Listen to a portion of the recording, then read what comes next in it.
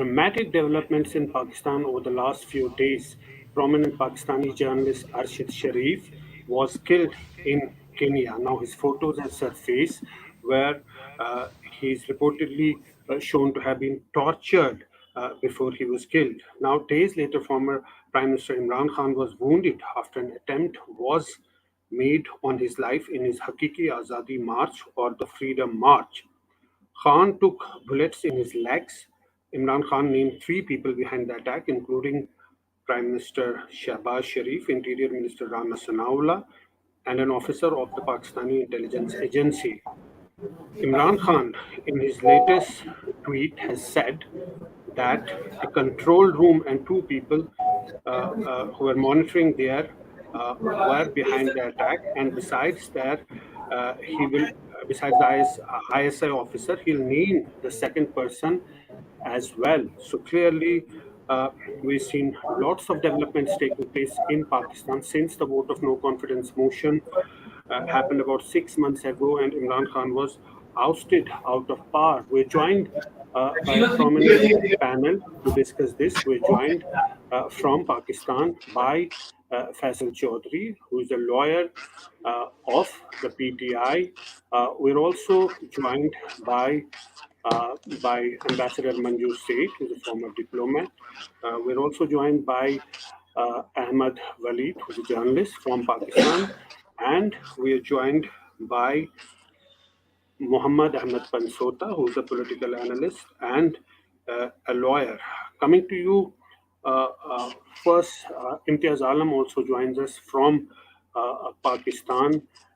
He's a senior journalist.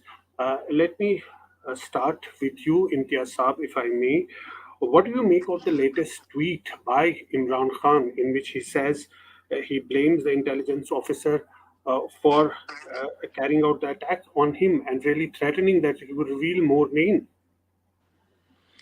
Yes, Imran Khan had first he had approached the police station with a complaint to register FIR against three uh, government officials and army officials, Prime Minister, Interior Minister, and ISI's Major General.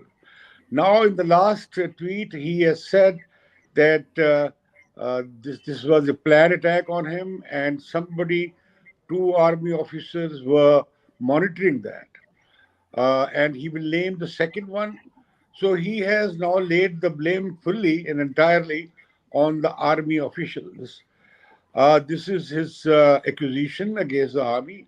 And of course, this may be going to the court because Imran Khan will also be going to the court to get the officer's name by him registered, and Prime Minister and the Interior Minister name registered in the FIR. FIR, according to the Supreme Court judgment, it is the fundamental right of the complainant to get his FIR registered with whatever names he wants. So he is, according to lawyers, he is denied that right. But the provincial government, which is headed by Chaudhary Parvez Ilahi, but backed by PTI, which has a majority in the Punjab Assembly, they were hesitant to register the FIR against Prime Minister, Interior Minister, and the Major General. They were ready to register FIR against the Prime Minister and the Interior Minister, but they were hesitant to name the name of the Major General. So it has now taken the conflict between the army and Imran Khan to a new level where it seems that all contacts have broken down, and the possibility of reconciliation, which was being coined and which was being pursued in the background, I think that have, for the time being, been stopped. Ahmad Waleed, coming to you, it seems that Imran Khan has burnt all the bridges, and with now his tweets, he's saying that he will reveal the names of the intelligence officers. Don't you think that he's playing with fire?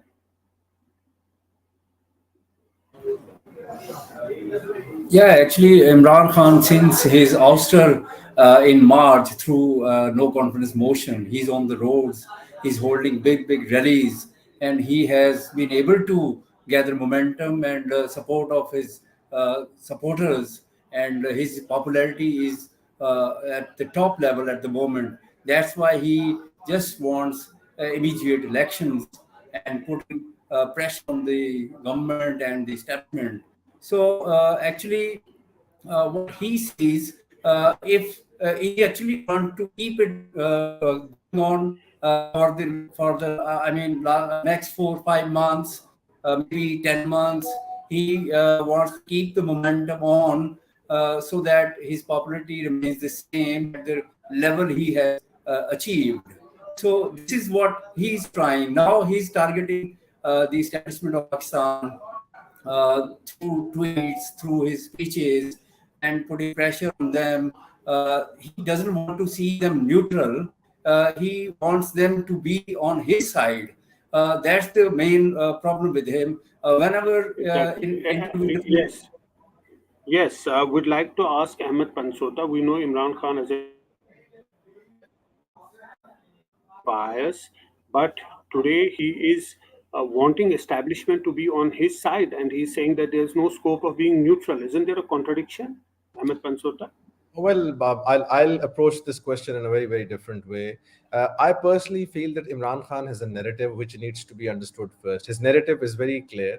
Initially, he may not have believed in that narrative. This is when he was governing, when he was in power. But at this point in time, he strongly believes that the role of establishment or the military establishment in politics should be minimal. And that's not only his belief, that is part of the Supreme Court judgment, which was reported in 2013 as Askar Khan case. It says that army or establishment has no role. So Imran Khan has a firm belief that in the past, military establishment has had a role, and now he wants to eliminate that role. That's the first part. Secondly, as But how does he want to eliminate that role? He tells them to be on to his side rather than to be neutral, and that's what DGIS said in his press conference, that he's calling names, telling them Mir Sadiq and Mir Jafar and Janwar.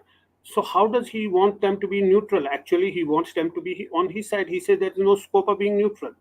well, you need to understand first that halfway through, if an empire decides that initially he was not neutral and halfway through he decides, okay, now I'm being neutral, you need to understand that 50% of the match has already been compromised. So, what Imran Khan is saying, at least what I am understanding he's saying, is that the role of military in the past has been so far entrenching, and in the recent history, it was so well entrenched that to nullify that, at this point in time, the only solution to that is free and fair elections. Of course, the Prime Minister of Pakistan will never ever call the elections at this stage, because they themselves have claimed that there is not a level playing field between the two political parties. So the only force, apart from a political force, that can convince them, or rather direct them, I would say, to go for an early elections is the establishment. So Imran Khan is hitting or knocking the right door, and he's trying to do that. Apart from that, in the constitution, there is absolutely no provision whereby the prime minister can be compelled. One way is to be on the roads. The second way is to sort of conduct peaceful protests. He is doing that, but eventually, keeping in view the past history of Pakistani politics, establishments had a very positive role, at times a negative role as well. So at this Well, point in time, he wants to do. I see there a contradiction. But coming to you, Manju Seth, there are these developments taking place in Pakistan. The country really seeing vote of no confidence, then huge rallies.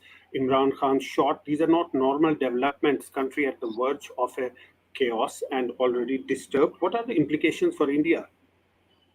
An unstable Pakistan will, of course, be a big challenge for India. There's no doubt about that.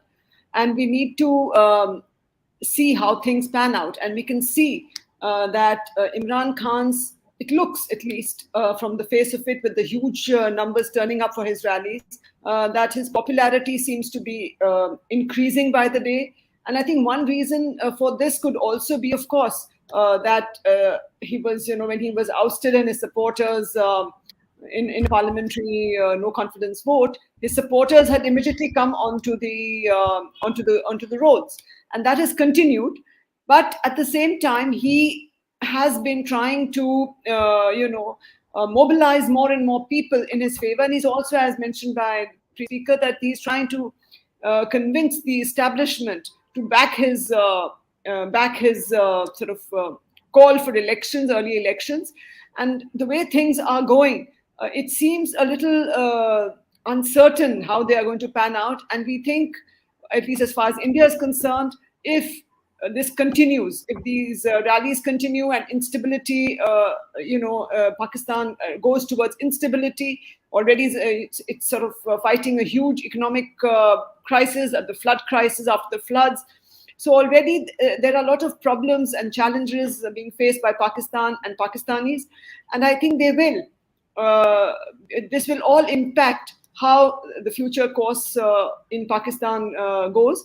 As far as the elections are concerned, but I think the government and the establishment would be wary of calling elections at this point of time, because Imran Khan, while he seems to have more support of the people, is not supported by either the establishment, and the current government would obviously not want to relinquish charge and have elections. But from all the way things are happening, it would appear that elections might make things better, but it is uncertain, and we cannot say how it is going to pan out. Yes, it's very unpredictable. Faisal Chaudhary, coming to you, there was a lot of back and forth on this FIR that was not lodged in the first place. Then the court intervened. Finally, the FIR was lodged, but not according to the liking of the PTI and Imran Khan. What are you going to do about it? That court intervention was uncalled for, and it did not really materialize as per law. The Punjab police has not registered the FIR as per the application which was filed by the Imran Khan. That is very unfortunate in Pakistani law. The victims have this legal right to nominate whosoever he or she thinks that who are involved. And if Imran Khan cannot get FIR in a province where his own government is, then you can imagine what sort of what's the situation prevailing around. It is very unfortunate that his FIR was even not lodged after assassination attempt, a planned assassination attempt upon him, and the legal recuse, the remedies will be sought out. But I think that if a FIR was registered in the intervention of Supreme Court, if Supreme Court won't interfere in it, I don't see any court resorting to that. Yes, this is quite unusual that the FIR was not lodged even after so many days. But coming back to the vote of no confidence, when Imran Khan was ousted, there was a massive,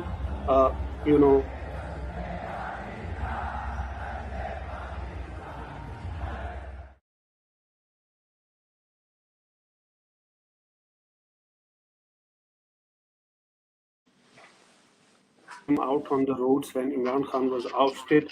But clearly, he has been conducting rallies since then, more than 50 rallies all across Pakistan. But in a couple of rallies, he had indicated that there could be an assassination attempt on him. And he had exactly said that there would be the blame would fall on a religious fanatic. If we can play that soundbite before going to that.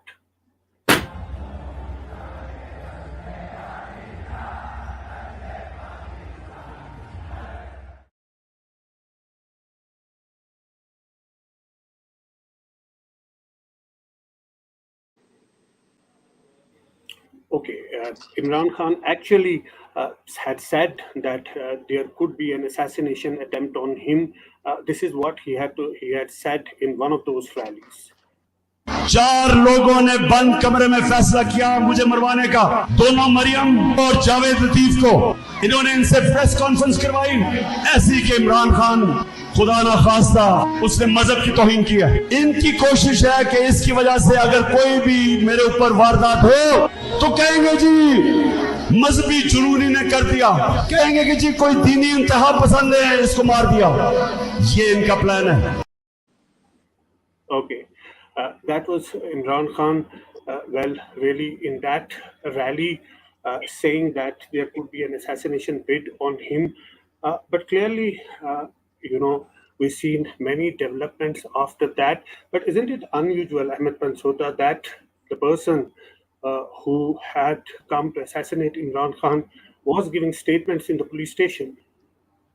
Well, as far as the statements are concerned, that is something that is a serious cause for concern, and I think the matter must be investigated through. And this is precisely why Pakistan Tehreek-e-Insaf has been, from time again, and including Imran Khan, calling for an independent judicial inquiry. Now, government has somewhat agreed to that, but then they want the entire Supreme Court to sit and thrash it out, which is, of course, not the domain of the government. I certainly want a judicial commission to inquire into, first of all, it is an offense to record a statement of somebody while being in custody. Secondly, the electronic media could not have aired it, because that is also an offense under the code of conduct. So all of this needs to be investigated. Who was there? Why was he taken to the wrong police station? Why was he immediately questioned? Why was he recorded? Why were these recordings made public? Why on the earth would you start investigating somebody without an FIR? Why was he even arrested initially? So these are the questions that I can frame for any judicial commission that Chief Justice may want to form at some point in time. And that judicial commission should then decide that these questions must be addressed at the earliest. These may appear very simple on the face of it, but as a criminal lawyer, and Faisal will bear me out on that, these are very, very important questions. I don't see that happening every day. I don't see that happening in every criminal investigation. So yes,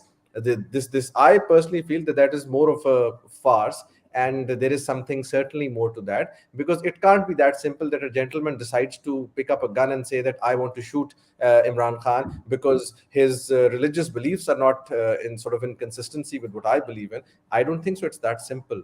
It could have been had there been a different political situation in the country. So I believe this needs to be investigated, and all the more reason for the political government and establishment to come to an answer and provide an answer to the public at large, so that we know that who has done this. Why would somebody pick up a gun and suddenly start shooting at Imran Khan? This appears to be a planned move, as far as my analysis is concerned.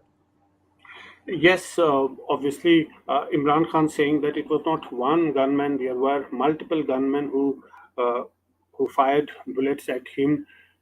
Some of the bullets missed him. There were some bullets that hit him on the leg.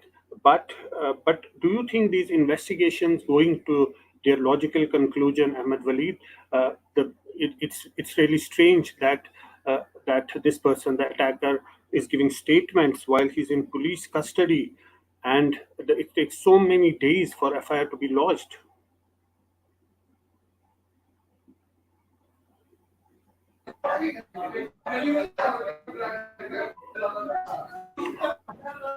Okay, we seem to have some problems with the line there, but Imtiaz Alam Saab, the same question to you. Do you think this investigation will reach to its logical conclusion? I think the case has been politicized, and the most unfortunate thing is that it happened in Punjab, where PTI rules the province. Yeah. And it happened in the district of Chief Minister Punjab, who is the Chief Minister, backed by PTI. If there was any negligence, and there was great negligence on the part of the police, this is the responsibility of the provincial government and the concerned provincial police department.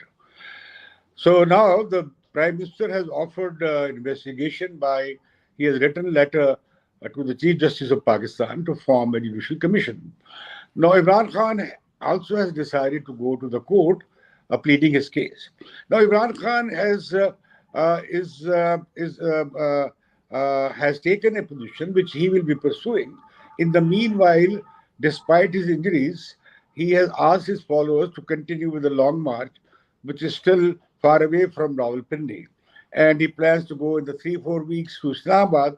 But in the meanwhile, Army Chief has started visiting various corps to say goodbye to his troops. Perhaps that is the beginning of the process of his retirement. And the whole political conflict was boiling up because of due to the possibility of who is going to be the new army chief, or the current army chief will get extension or not leave. So now the question of extension, which was also supported by, in a way, by Imran Khan while he was in government, and also after he was out of the government. He wanted that the current Prime Minister may not appoint the army chief. Rather, the next Yeah. elected government should be appointing the Yes. army chief, Yes. which was not possible. Which We'll was come to not that. possible.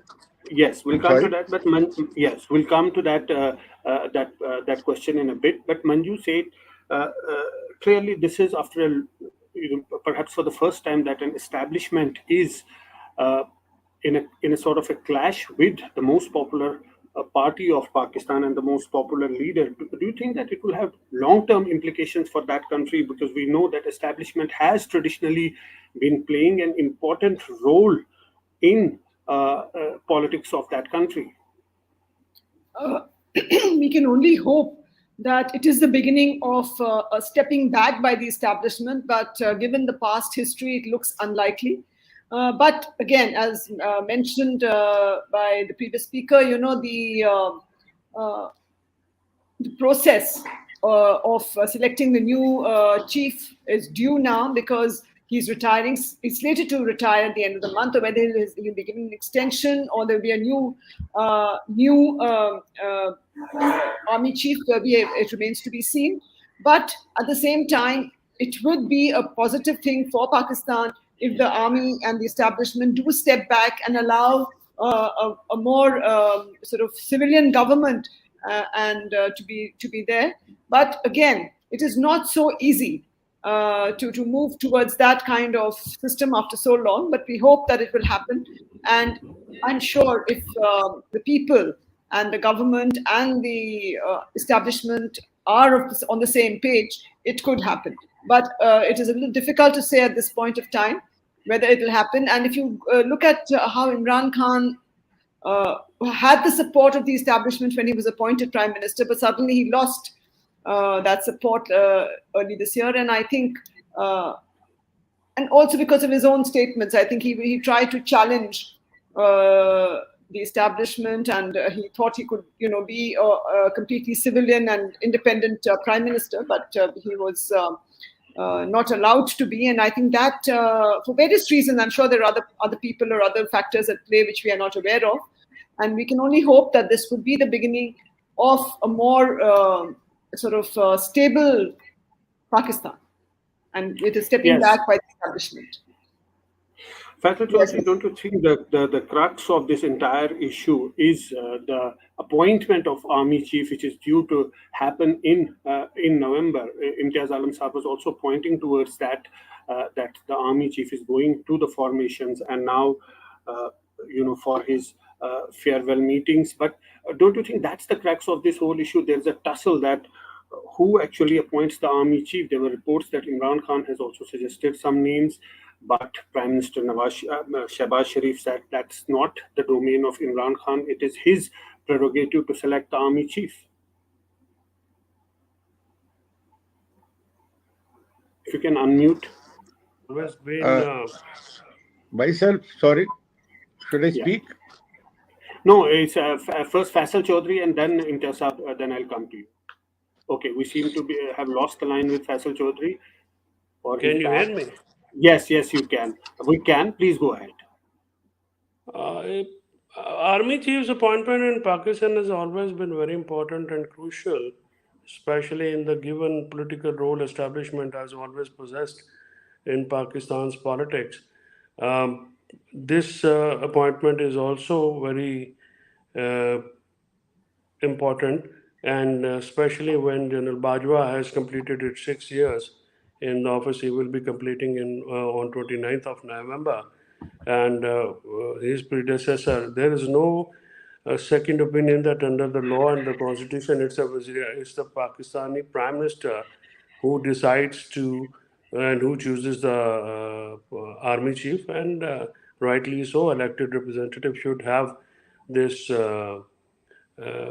power.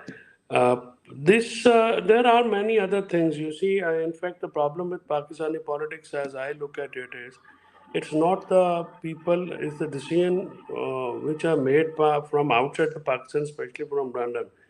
Me and Nawaz Sharif is sitting in the self-exile He, Zardari, and Maulana Fazl Rahman actually are three main players. Shehbaz Sharif, though he's a prime minister, but you see, for every little bit he has to proceed to London and to make the decisions. That is one another factor which has contributed a lot in this prevailing mess, political instability and economic instability. You see, the Isaac Dar was sent by Nawaz Sharif to sort of mend the economy, but he could not, and still we are undergoing economic hiccups are there. They have not been addressed as they should have been. And from Sharm el Sheikh, Shehbaz Sharif had to go to London to consult Nawaz Sharif with regard to the appointment. So these things are also this. The current government, federal government in Pakistan, which is backed by the establishment, is not only naive in many fronts, including they can't make decisions. So that's one major problem that they have not been able to. They could have avoided, the mess could have been avoided, had they announced whatever the decision extension or the new appointment, even like week, 2 weeks earlier. But their delay has caused a lot, and it will cause a lot. And now the situation is day by day going grim. Okay. Imtiaz Alam, why is there a delay in the naming of the new army chief? Is there some problem? That's what we're talking about when I spoke to you. That's really the crux of this entire problem, right? From vote of no confidence up till this point. Except for one or two times, army chief was appointed just few days before the retirement of the outgoing chief. And why there are speculation? Because Imran Khan has played it up too much. And now I think Imran Khan has failed in his effort to influence the process of appointment of army chief. Now Imran Khan is still saying that he is building pressure on the military establishment to be on his side. He wants them to have it. He doesn't want that his was. He doesn't accept that his was the hybrid regime, and he doesn't want to have the repetition of the same hybrid regime. So this is the dilemma that Imran Khan, while attacking the military establishment, and on some points he may be right, but after the army has taken this position that they will keep out of politics and will not support one party or the other, that is not acceptable for Imran Khan. What is unfortunate in Pakistan's history is this, that politicians has always been in their conflict, have been always been joining hands with the army against their opponents. And the same is happening now. And this is not for the first time that any leader is challenging. In fact, Bhutto was the leader who retired a series of generals and established the civilian supremacy. Even Benazir challenged, even Nawaz Sharif challenged. And we have a long struggle of democratic movement resisting the military rule in Pakistan. I spent almost 8 years in every military ruler's period in prison fighting for democracy. We have a long history of democratic struggle. I wish that Imran Khan and the political and the allied parties in the government should have joined hands to curtail the role of the military in politics and in affairs other than the national security. But that is not happening because politicians in their conflict and in their internal struggles prefer to take the side or support of the military establishment to defeat or isolate the opponents. Imran Khan has been to this day trying this. Today, you pick up the Dawn newspaper, he has again reiterated this position. And I'm very disappointed because when Imran Khan is taking on the military establishment, he should at least clearly define his position on this, that he is for civilian supremacy, that he is for the constitutional rule, that he is for the supremacy of the parliament and sovereignty of the parliament. And Yes. for that, I think all those democratic elements who are shy of supporting Imran Khan might have supported him in his effort. But he is not doing that. And Yes. That's what I want to ask Ahmed Waleed. Can you hear us now, Ahmed Waleed sir? Okay, there's a problem with the line. Uh, can you hear us, Ahmed Waleed? I think there's a problem with the line. Uh, uh, Ahmed Pansota Saab, that's the problem, that when a party is in power in Pakistan, it has the blessings of the establishment. But once it's in opposition, then it starts targeting the establishment. That's what Nawaz Sharif's party did, and he himself gave those speeches. And now Imran Khan is exactly following that book. So isn't that the real problem, that nobody is really interested in strengthening democracy and taking a fundamental principle stand? Well, I think what Imtiaz Sahab has said, I will tend to agree with the latter part of it. And when he says that there should be a complete alliance against the establishment or the role of establishment, then it must happen. Because you see, the problem is at the moment there is one PDM which has been formed completely on political basis, and then there is Pakistan Tehreek-e-Insaf, which is at the moment fighting, or probably there is a narrative against the establishment. Unless there is a joint call from all the political forces in Pakistan against the establishment, it is not easy to rule out their role out of the politics. You see, and the problem that you just highlighted, when it suits a political party, they start speaking against the establishment. But when it doesn't suit them, or when sort of the establishment is with them, then they are on the other side. This has been a problem with the political forces. If they stop doing that, then I believe that there is every chance that the establishment can be sent back to the barracks. They always try, they always sort of seep into the politicians, and always there are politicians available who are willing to talk to them. Even at the moment, with Mr. Nawaz Sharif, if he was against them, then now he's on their side. He's completely in cahoots with them, or he's supporting them. So once again, the role of establishment, there are certain roles which I believe the establishment must have, but political roles, I'm not in favor of that, and I think that role should solely lie with the people of Pakistan, because that's what the constitution says. That's exactly what the will of the constitution is, and will of the people is the supreme will, and that should rule the country. Ahmed Waleed, can you hear us now? Okay. Okay, there's some problem with the line, but if you can hear us now, I wanted to ask you the same question, that a political force in Pakistan, when it's in opposition, targets the establishment, and when it's in power, seems to have the blessings of the establishment, but nobody is really interested in strengthening democracy on the ground.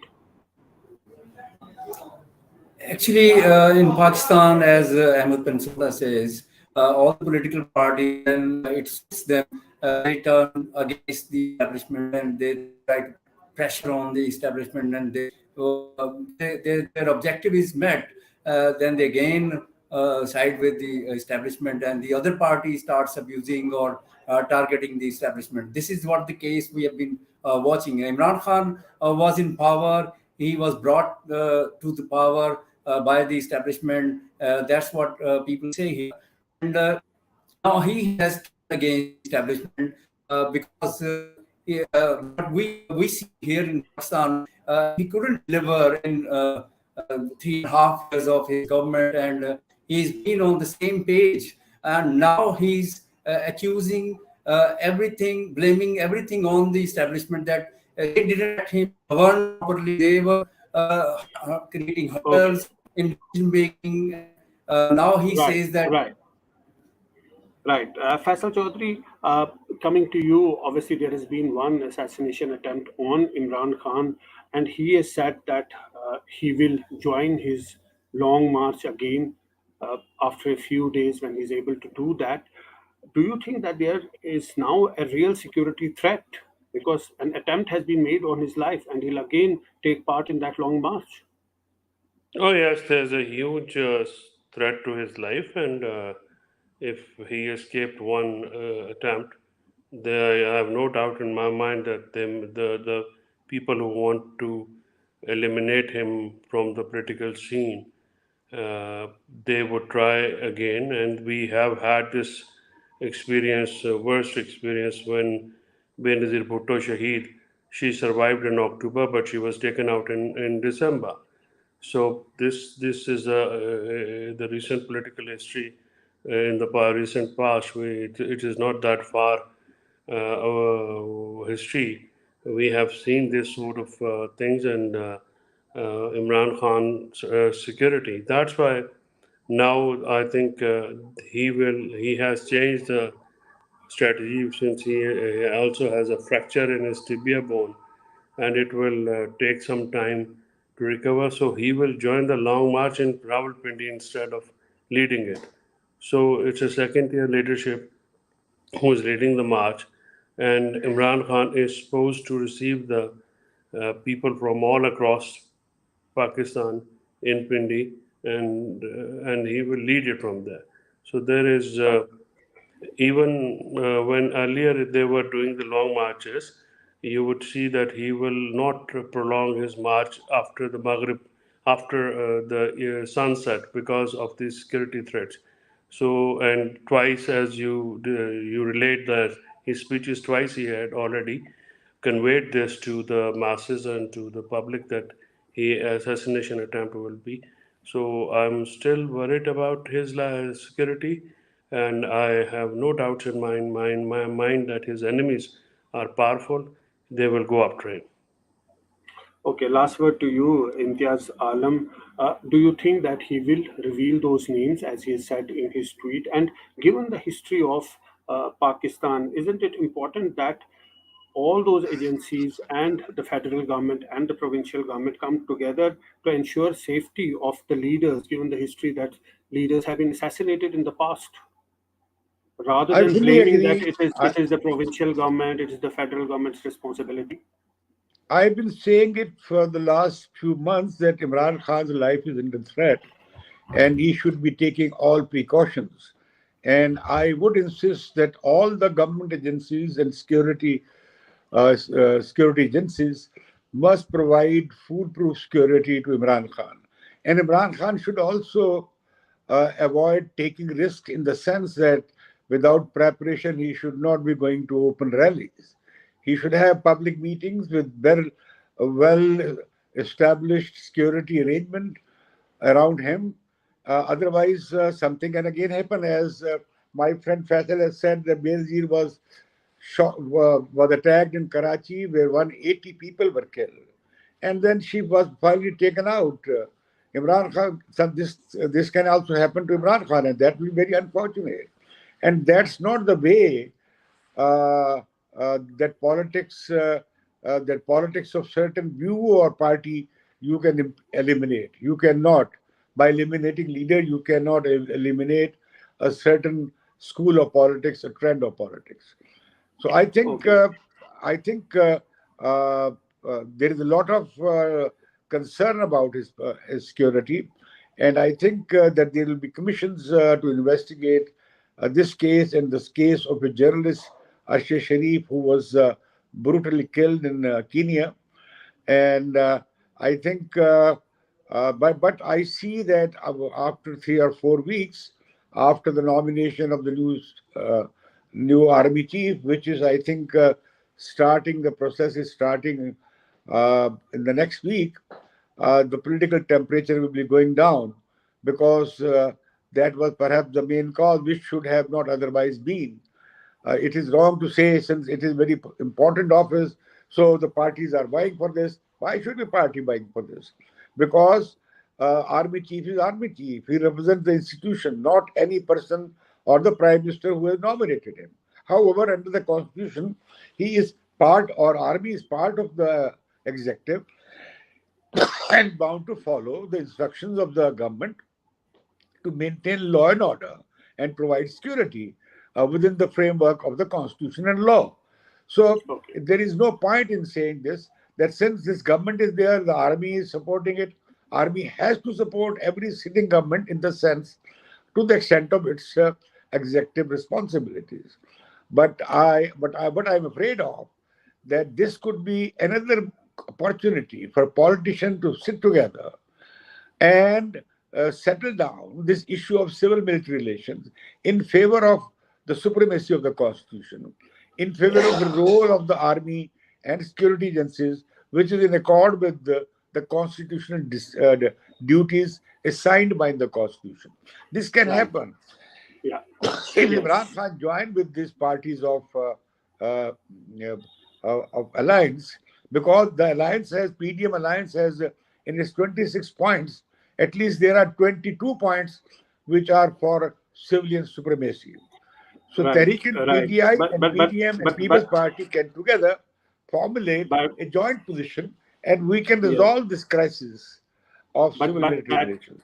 That seems unlikely for the moment. But as you said, that with the appointment of a new army chief, perhaps the temperatures will come down, and whatever is happening in Pakistan may be directly or indirectly linked to that. Thanks to all our panelists for joining us. That brings us to the end of our show. Thanks for joining. It's great to see you here. Thank you for watching our work. If you haven't subscribed yet, don't forget to click the bell icon and subscribe to Voter Story and support independent, robust journalism.